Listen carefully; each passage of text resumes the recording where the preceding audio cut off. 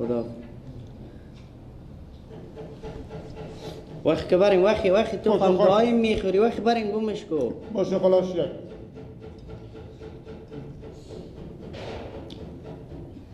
ما نمیخورم.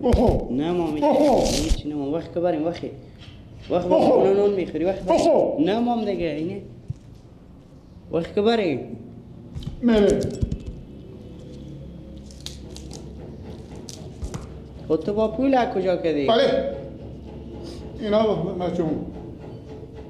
ماما!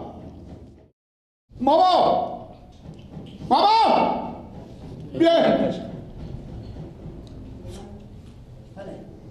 اینا چند نمیشه پلایا؟ 100 روپیه خوراکاش شما 10 روپیه گلاس تا ساده. چی؟ ساده 10 روپیه شده. خود تو حال پول پیش خوده هری من خو یک دوی ندارم. من یک دهی دارم. و اینا ساده 10 روپیه شده تو 10 روپیه ما مرتگه میدی. آخه ماما جو که ساده 10 روپیه یک وقتی پیشکش مادر ما بوده. من پیشکش مادر به کجا برو؟ برو سر میزن حالا اینجا من یک دوی پول ندارم. من خیالم مثل من به یک لکوالی. برو سر میزیم شب کن. تو به این بخو مردم اشاره میکنی. ساده 10 روپیه که نخورم. وقت مسخره بازی نکن وقت که با خونه معطل تو نه وقت. بله. وقت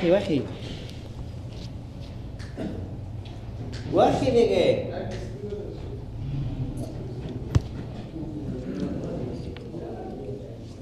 این پا از این تو سیگو این خیافی از این تو سیگو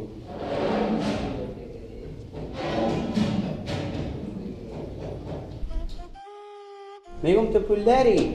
ها! خب چند نمیشه این حساب از اینا؟ حساب از اینا رو 110 روپیه میشه. خب تو 110 روپیه داری که به پول بدی؟ این نانی که خوردی پولی داری که بدی؟ ایش ما یک دی پول نی. ها پول دارم من. 10 روپیه دارم. وای با 10 روپیه تو ریالا میگونه این مرتگه 110 روپیه شده.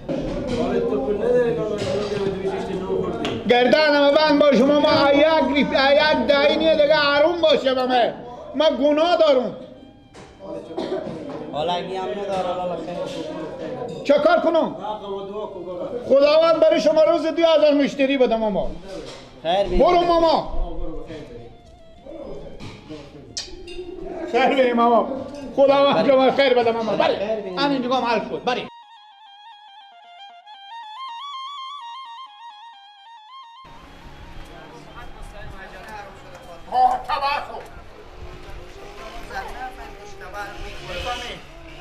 دیدی دوی شو یک دی پول ندارم اون داییه چهارش تن برفتم نون خوردم مرتکه با من گو برو خیر بینی شو تو کار رو بمیرم ببینی و بگی پیش میگو بابا نگه کار کنم